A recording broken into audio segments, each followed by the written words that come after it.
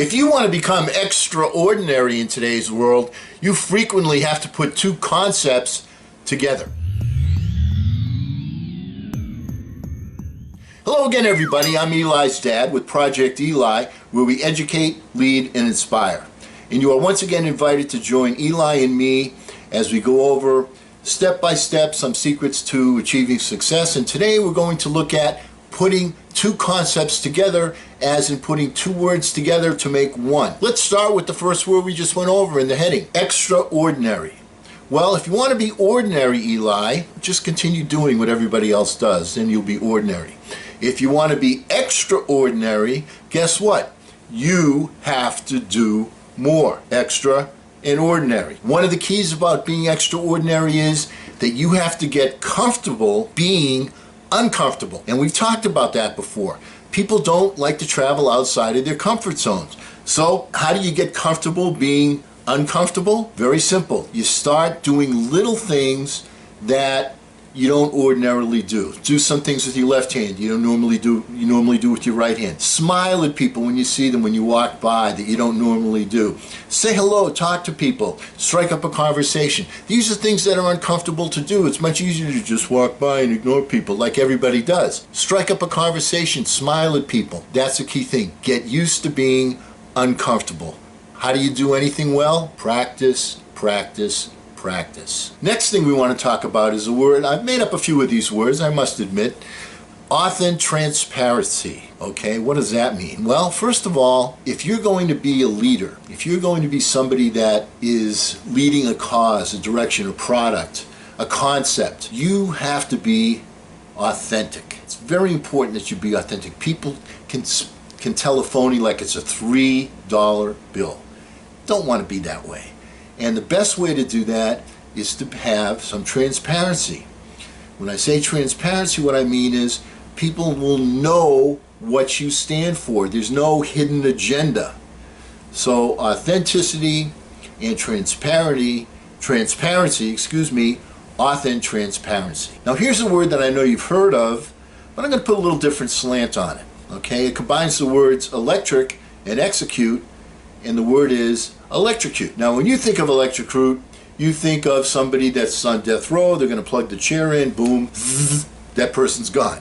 All right, let's think of it a little different way. If you're going to champion a cause, you have to have some electricity that comes from your fingertips. You have to have some electricity that comes from your ideas. You have to have some electricity that comes from your charisma. It could be any one of those combinations. You don't have to be, a super charismatic person, as long as your ideas are electric. There's a gentleman, there's a writer that I admire greatly. His name is Aaron Sorkin, and I've seen him interviewed, and boy, he's not exactly an exciting person, right? He's not going to light up the city when he talks. However, when you watch The West Wing, or you watch The American President, or you watch some of the things that he's produced, his dialogue is absolutely electric. His ideas are electric. So once again, you just need one of those traits, all right? And of course, your execution must be spot on. There's got to be an electricity in your presence, and there has to be spot on execution. Because you can be the most exciting person there is on the planet, but if you're not performing, what do you suppose happens? All right, so you got to focus on those two things. And how do you do that? By using the word fertigation, which means to fertilize and irrigate. All right, fertilization and irrigation. Fertilize your mind every day. Spend that quiet thinking time. Feed your head so that you're taking in the vision, you're embracing the vision, you're seeing it happen, you're feeling it, you're tasting it, you're touching it. And then when you perform an action, and you've got it, just to think it isn't going to get it done, although some people say, oh, I'm just going to manifest that. All right, trust me, you have to take action. When you take action, you have to irrigate your activity. You have to make changes. You're going to have to, make little paths so the water can go through there, and so to speak. All right, so there's fertilize the mind, irrigate the activity. And when you do that, you want to be a fire-nado. You want to have fire. You want to have excitement. You want to have singleness of focus, a purpose. And you want to perform the actions like a tornado.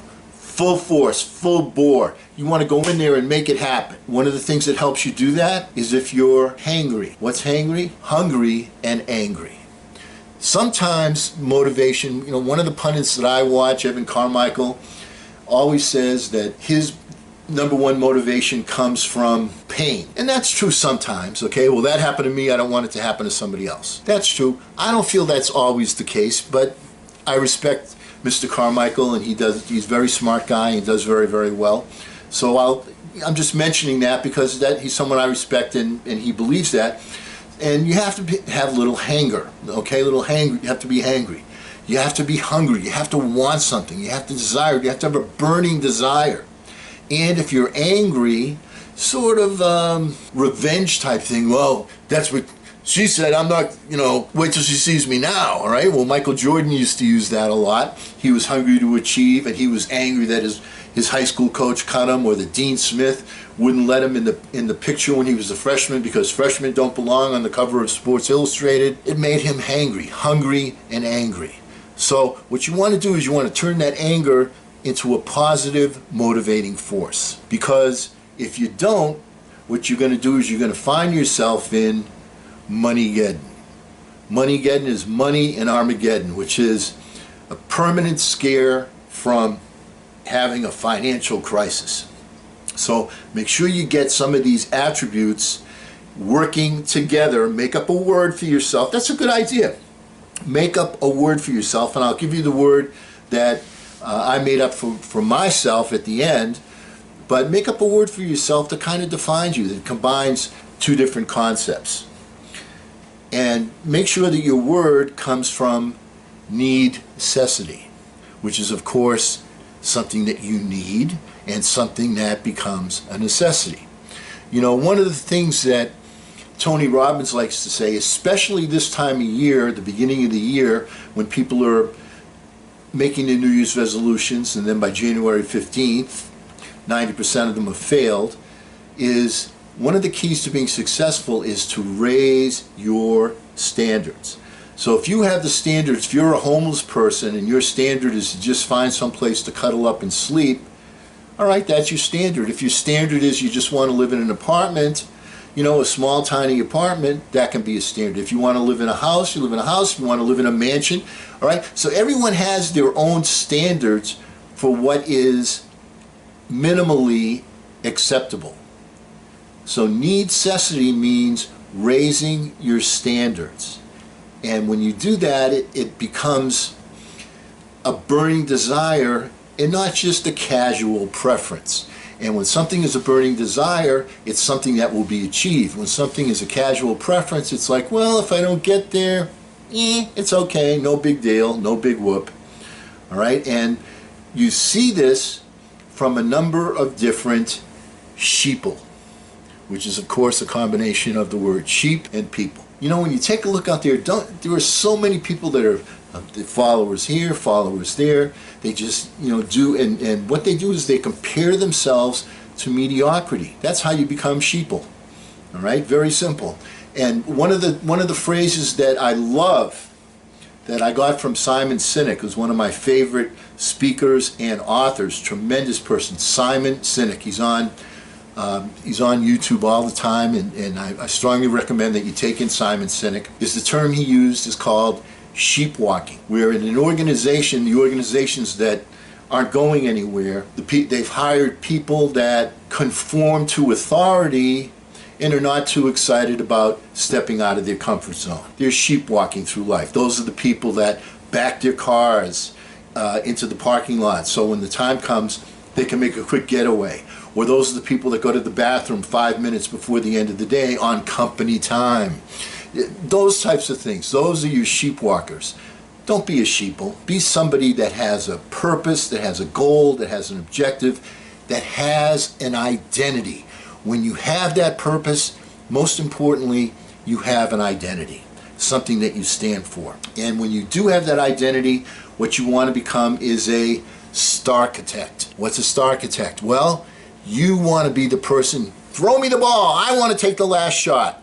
You want to be the person that is put under the pressure, that gets the job done, that's taking the risk, because without risk there is no life. All right, that's what the sheepwalkers are. They don't want any risk. I just want to go in, do my 9 to 5, go home, watch my TV, whatever when I get home. Be a star architect. Be somebody that's constructing something, which is, of course, being the star and being an architect, building something.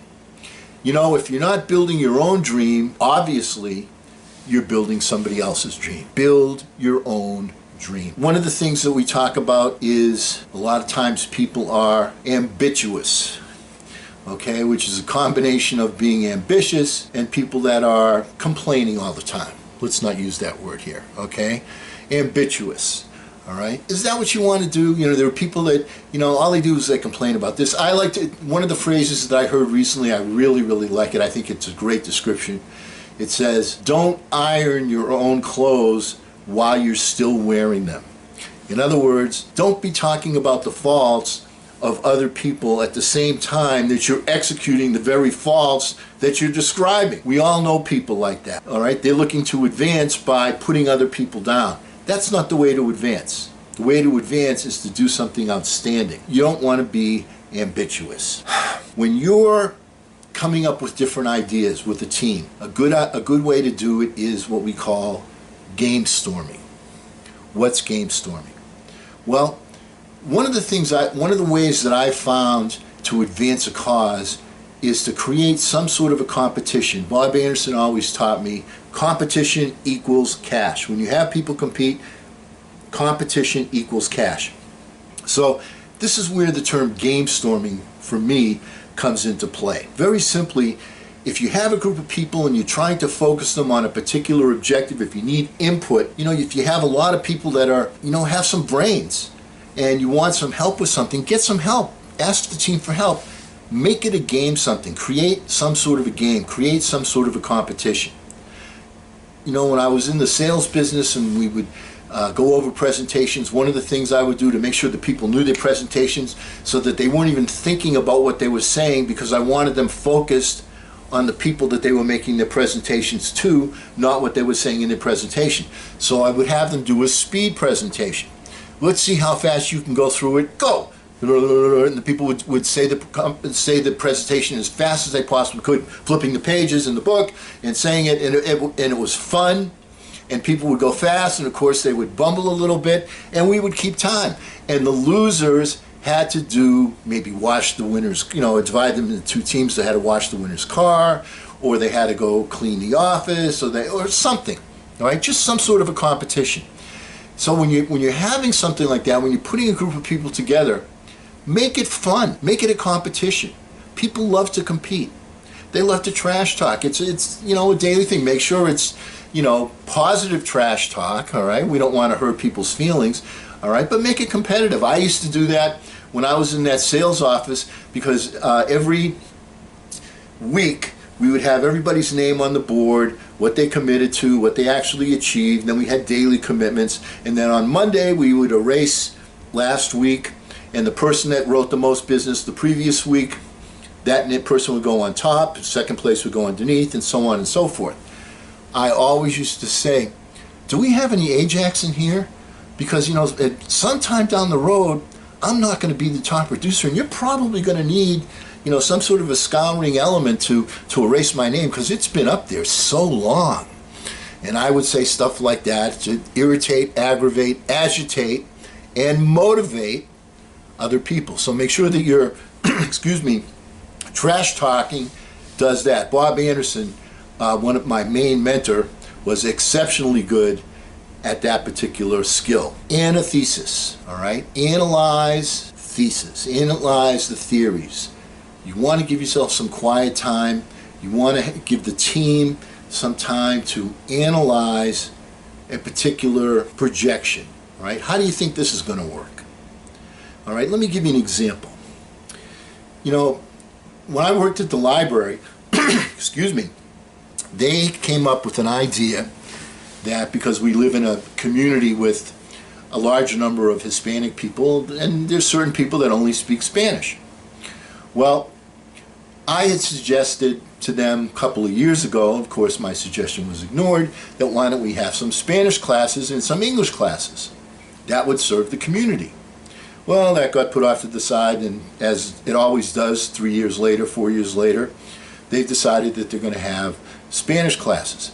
But they're having the Spanish classes once a week. Once a week. Now, little kids learn languages much better than grown adults.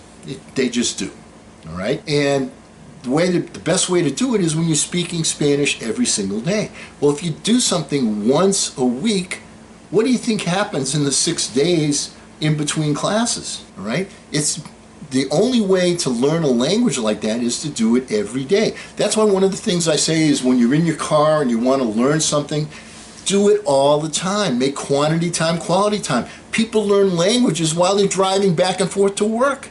It happens all the time. It's because they listen to it over and over and over and over. So if you're going to have a particular focus, a worthwhile, significant focus like learning a language, it's not something that's going to be successful if you only do it once a week. It's got to be an every single day activity, or at least 5 or 6 day activity, if you're serious about achieving it. That's my point. Envirolution. A lot of times in the workplace, it's the environment that is the reason why the group is not being productive. One of the things that Bob Anderson taught me to do is he said, Eli's dad, whenever you go into a new office and you're there as the supervisor and you're there to work with the manager, the first thing you do is you move furniture.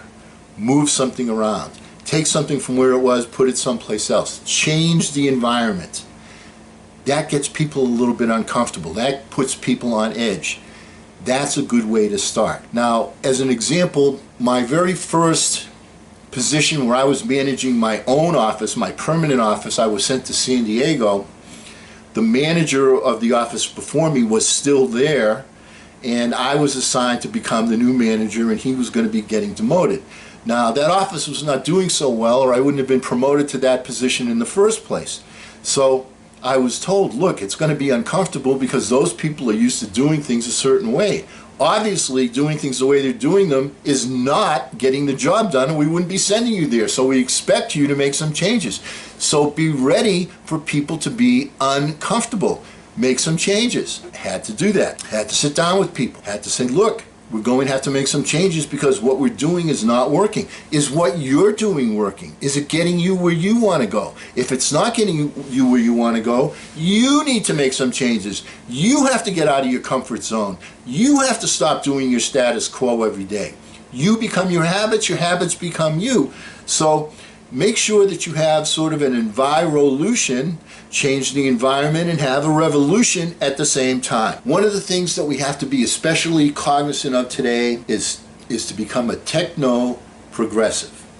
And this is especially true for me. Why? Because there's new things that are coming out on the market every day. And Eli, you know about them way before I know about them. It's like, Dad, nobody sends texts anymore. Everybody Instagrams. So I finally learned how to text. Now nobody does it anymore. Eli, give me a break.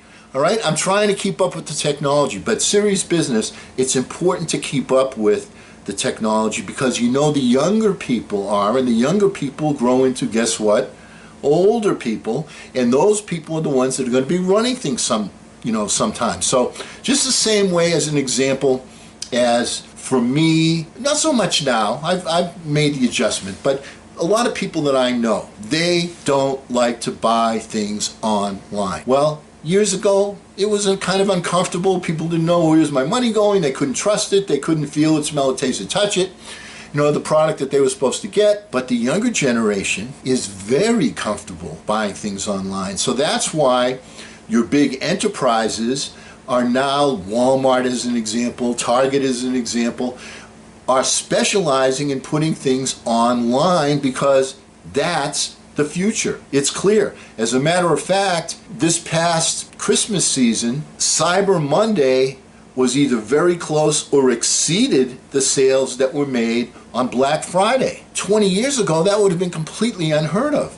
So you need to be techno-progressive, but at the same time, you still have to remember that technology changes, but principles remain the same. Which brings me to my word, my combination 2 word, and this isn't one that I made up, this is one that I stole, that I've embraced, and it's to be an Imagineer. This particular channel is an example of me being an Imagineer. I imagined that I wanted to teach Eli and my audience certain principles that are not being taught in school, success principles that don't change, things that people that are successful know, the habits that they possess and adhere to versus the bad habits that the 95% crowd adheres to. So I wanted to imagine myself doing that, and then I had to figure out how can I engineer that communication. So I became an Imagineer. And one of the challenges that I face all the time is, what's a creative way that I can pass along the information that I want to teach Eli in a creative way, in a creative method, in a fun way, in a way that people are going to remember it. Because a lot of the things that you teach, and this is in school, this is in life, you hear the same things over and over and over again, but one teacher is very good at it, teaching you one thing, and another teacher is not so good. Why? Because the message is the medium. It's how you go about doing it. When you say something in a certain way, you go, oh, now I get it. Now I get it. So that's why I try different angles, different approaches, different venues to be an Imagineer, working with this information that I want to get from here to Eli and you all. So be an Imagineer. And because we will never end a meeting on a philosophical note, at least I imagine that we never will, let's get out there and charge! I'm Eli's dad.